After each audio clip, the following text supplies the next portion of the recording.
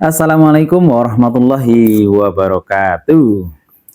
Bapak Ibu Saudara sekalian, jumpa kembali dengan kami tim Gudang Properti Idaman. Gudangnya para pencari properti baik di Jogja maupun di sekitar Jogja. Nah, kita lanjutkan bincang-bincang terkait bagaimana tips jika Bapak Ibu Saudara sekalian ingin membeli tanah agar terhindar dari penipuan. Beberapa saat yang lalu sudah kita sampaikan ya, ada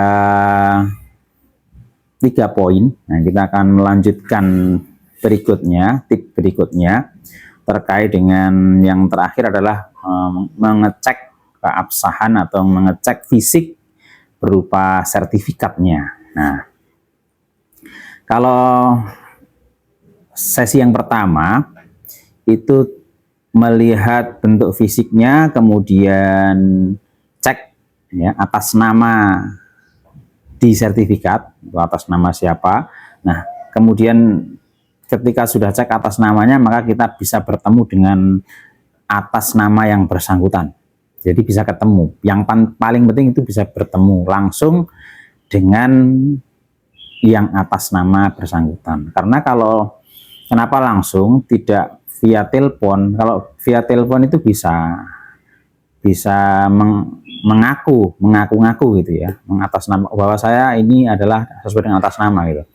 Nah, kalau bertemu pun juga bisa mengaku-ngaku bahwa ini adalah atas nama saya. Maka untuk memastikan adalah harus cek ya itu penting ya, ini karena dalam rangka keterbukaan kita biar sama-sama nyaman, maka pembeli berhak untuk mendapatkan informasi sedetail-detailnya terkait dengan sertifikat dan pemilik.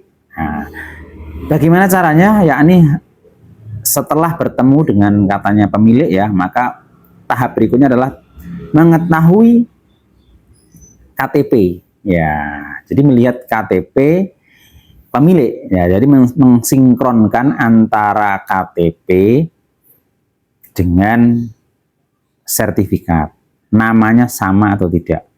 Kalau sama kemudian dilihat foto KTP dengan foto aslinya, oh ya berarti memang beliau begitu, maka baru kita lanjut untuk ke hal berikutnya. Nah, ini kalau memang yang atas nama kita sudah ketemu, maka baru kita proses tawar-menawar tadi kan. Nah, setelah proses tawar-menawar, berikutnya baru ketika sudah terjadi kesepakatan, baru proses ke notaris. Nanti membuat kesepakatan atau di DP dulu ya, di DP dulu. DP itu biasanya tidak banyak, tidak perlu banyak-banyak, tidak perlu banyak-banyak. Nah, nanti bagaimana melihat apakah sertifikat ini atau tanah ini sengketa atau tidak, bermasalah atau tidak, maka biasanya sebelum terjadi transaksi di notaris itu ada verifikasi ya. Jadi sebelum AJB ya, akad jual beli itu di notaris, itu biasanya ada dari pihak notaris memverifikasi terkait dengan tanah tersebut. Nah, setelah diverifikasi kurang lebih 2 sampai 3 hari atau ada yang 1 hari gitu ya, tergantung. Nah, nanti ternyata aman, tidak ada masalah, tidak sengketa, nah maka baru pelunasan dan proses AJB sesuai dengan yang disepakati dengan kedua belah pihak. Terkait dengan pajak dan lain sebagainya itu bisa dirembuk terkait dengan siapa yang akan bayar pajaknya, pajak penjual, pajak pembeli, dan balik nama begitu. Nah, jadi Bapak Ibu Saudara sekalian, ketika mencari tanah ya, tadi tidak perlu tergesa-gesa ya, tidak perlu terburu-buru ya. Tadi ya yang berarti poin berikutnya setelah cek status ya dengan berupa sertifikat tadi.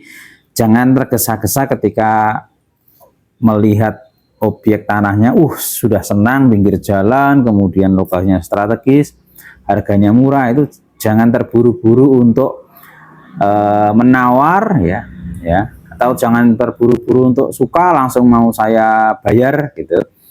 Jangan, maka ada hal-hal yang perlu diperhatikan tadi. Agar apa? Agar kedepannya proses terjadinya transaksi jual beli ini lebih mudah ya, lebih terarah, kemudian sama-sama enak.